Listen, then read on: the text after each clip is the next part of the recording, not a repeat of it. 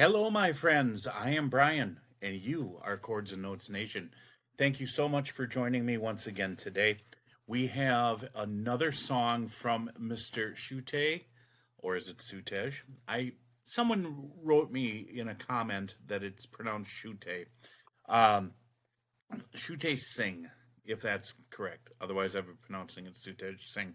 Mr. Singh is a visitor to this channel from time to time, and he does watch these reactions. So, Mr. Singh, thank you so much for your love of music and your compositions that you share with the world. I would think we all enjoy your style of play. And so I just wanted to say thanks. And the rest of you, thanks for being here. Check out the description box below. Don't just be a visitor. Stay for a while. Check things out. You are welcome to look around. So here we go. That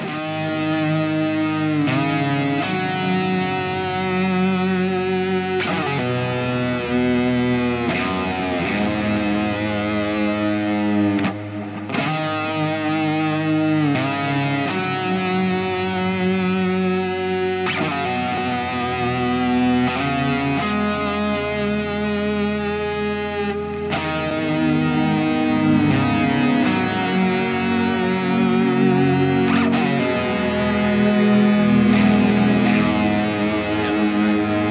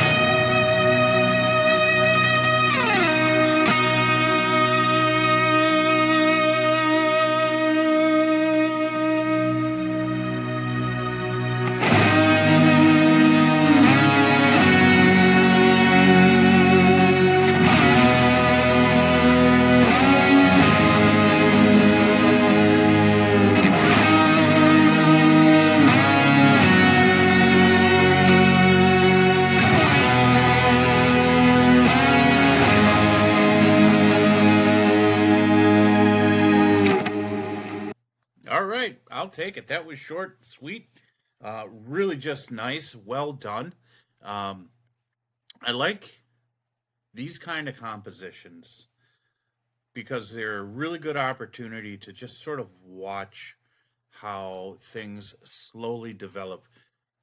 So, when you're dealing with building a melodic line, and let's say we're going to use the diatonic scale, the 7 note scale, and let's say it's the key of C. And the rule's the same with any of the keys. Excuse me, my mind just wow. I had three thoughts going on at once. Um, you start with your tonic, your root note. So if it's key of C, your root note, the tonic is C.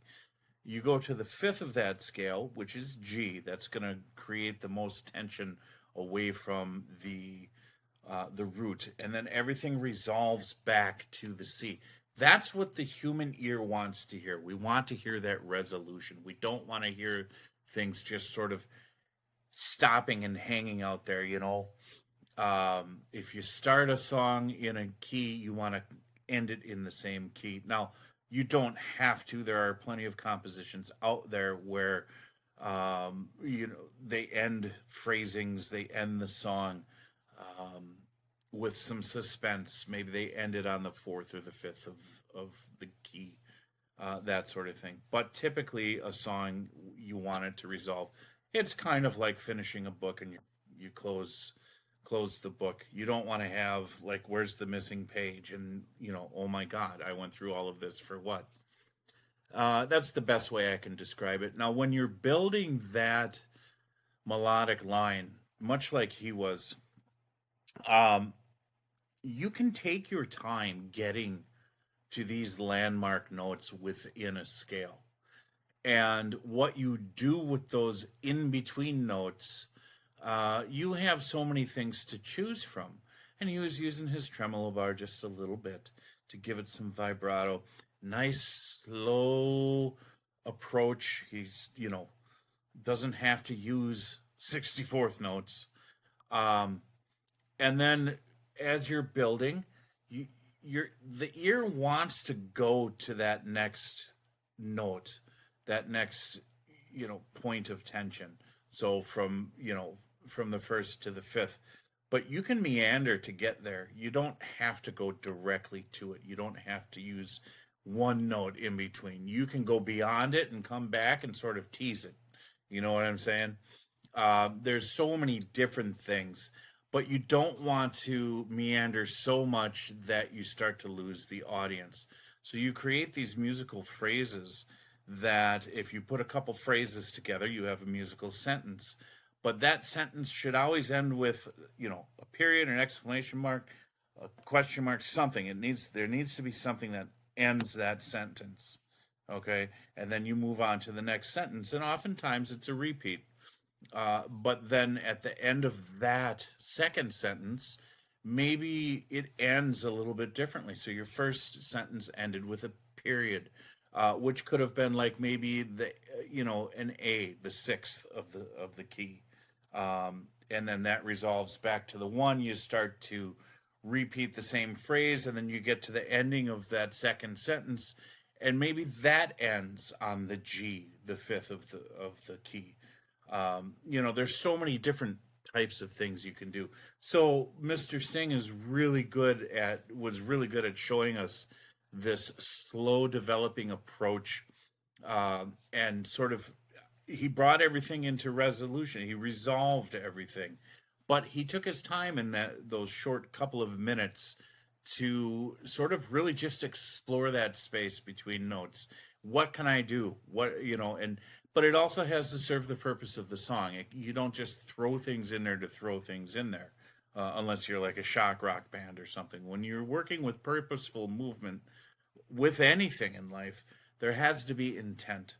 And if there's not intent and there happens to be a lot of improvisation, which you're going to get in the musical mind, then that mind has to be skilled enough to know, how do I make this improv work within the tonic setting that I'm using, if that makes sense. And that comes from feel. There's a lot of feel. It comes from heart. Yeah, knowledge is really, really good. But at the end of the day, when I'm sitting around noodling on my guitar, I'm not thinking in terms of music theory, which I don't know that much about. I'm thinking in terms of what sounds right to me, what feels right to me. And if it just doesn't work, it doesn't work. And then when you're done playing it, you can go back and you can do all the analysis and say, well, what notes was I using? What chord progression was I using? And sort of tweak it from there if you want to make it a little bit more refined. Many different ways of doing it. But Mr. Singh is just absolutely a wonderful guitar player, and I'm enjoying every time that I listen to something of his. So this was awesome. Thank you guys. You are awesome. And God bless you. Jesus loves you. I will talk to you in the next, you got it, video.